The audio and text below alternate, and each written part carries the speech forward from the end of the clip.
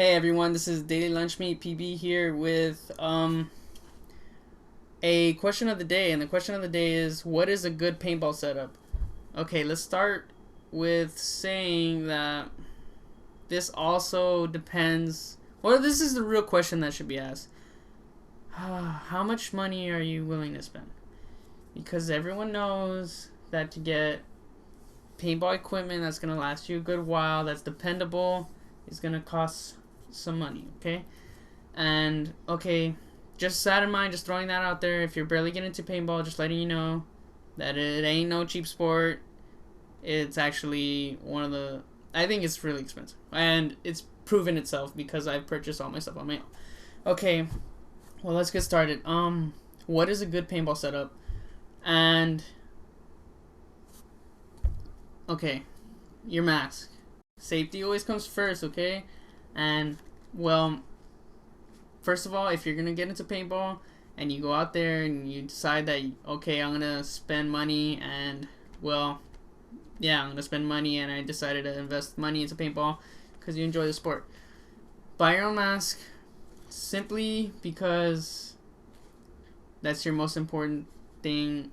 That's your most important item in your setup, which I believe this is your part of your setup. Like, your setup is gonna be your mask, your gun, hopper, and tank. Sorry, and, well, your mask is more important because you only got two eyes, right? You only got one pair of eyes, and that's not gonna change unless you have bionic eyes within. That's just odd. Okay, well, yeah, just get a nice trustable mask. I would say that V-Force, I would recommend V-Force, has a great line of masks. I've used the grills, which I'm currently using for this season, and I used the V-Force profilers, which are really nice too. I just like the grills because I just wanted something new. Well, yeah, just V-Force line. There's a lot of different lines of masks out there that are really nice and dependable, but V-Force makes a solid mask for a solid price. That's all I'm saying. But there's JT Flexes, and there's everything. There's Empire masks, everything. But once you're getting into paintball, just get a mask first that you can depend on. Dependability is a priority.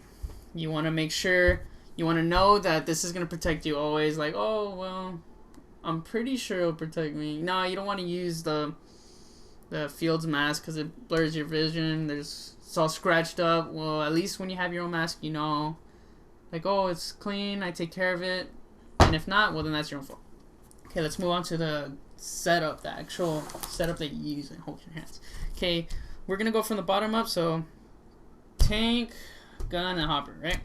Okay, depending on what you're intending on playing is going to result to what your setup's going to be, obviously. You're not going to take a Tippmann 98 custom to a speedball tournament. Not that it hasn't been done before, because people are dumb and people will probably end up doing that. Like, just because, to prove a point. Okay, well, my tank, I use a 6845 carbon fiber HPA tank. No CO2, don't use CO2. I'm going to recommend a HPA tank simply because you don't have to worry about your internals getting all messed up. With CO2, it has liquid in it. It could ruin your internals in your gun, and then there you go, having to spend more money to get a new gun. So might as well just make the good investment. Get a tank that's going to be hydrodated for a long time. Get a tank, and then once it comes to hydrodate, just send it in and just keep getting. You never have to really get another tank again unless they tell you there's something wrong with it. But that, yeah, aside from that, like, just invest your money in a tank, and it will protect you. No, it won't.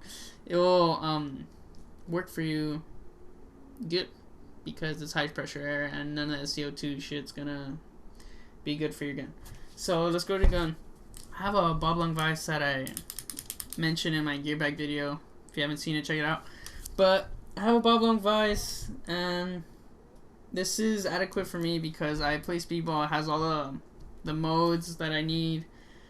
Very good. We're very air efficient. Has eyes. I mean, there's plenty of guns out there I could just talk all day about different guns and different price ranges, but this was a price range for me. So I bought a gun that was reliable, that's gonna take care of me if I take care of it. So it's Qotd. It has good air efficiency. It's bob long. Enough said. It's bob long. So yeah, you just want a gun that's gonna maintain it. If you maintain your gun, usually it'll take care of you, right? Paintball guns are meant to take a beating, and well, yeah, that's just always what they're based around. You know, you don't make a real fragile paintball gun because I mean you're gonna be diving and shit with it. So, and let's go to the loader. Your loader. Okay, I have a die rotor, but I've also used other loaders. Okay, the purpose of a rotor, or not a rotor, a loader, is to have like force like on the ball stack, which is like what's pushing on the balls down like electronically, so that you have that ball inside the detents every time you're gonna shoot. So if you want an not accurate, but if you want an efficient gun and you want to keep that paint going without no chops or anything, you just have an electronic loader, so it could keep your BPS up and you don't have to wait for a ball to drop in the detents. So just get rid of the VL200 and just move on, not to a rotor because I know they're really expensive unless you have the money, by all means. But yeah, just get a electronic hopper. They have an invert Halo 2, which is a really fantastic hopper. It has a lot of modes in it, actually. It's really easy to program and it's really nice. If I had one right here, I would show you, but it's similar to the Halo B. I have one right here. Let me go get it, actually. It's similar to the Halo B, but instead of the little beads that are in here for the anti-jam, it has like the nice little Empire freeway thing, and it's really nice, and it's a really good hopper for people that are barely entering. For anything really, it doesn't matter on what you play. It's just a really good hopper in general, and so is a lot of the hoppers actually. And it's for a good price. It's like about $60-$70 now. But yeah, so that's my setup right there. And for a part of the gun, I should have mentioned this with the section of the gun, but for a part of the gun, if your gun doesn't come with a really good barrel, what I mean by barrel, like the part of the barrel that's like in the inside of the barrel, you can see it a little bit. It's like the honing of the barrel. It's like how shiny it is on the inside is mean how sleek it is, how smooth your paintball shot's gonna be, and like the what do you call it? The little holes right here. They're good. They have a porting. That's what they're called. That helps your accuracy and your shots and everything. And well, by being a two-piece, it doesn't matter if it's a two-piece. I mean, CP makes good one-piece barrels. Like 14 inches, I would recommend if you're getting a one-piece. But like invest in a good barrel, unless it already comes with a good barrel. Like some guns come with decent barrels. Like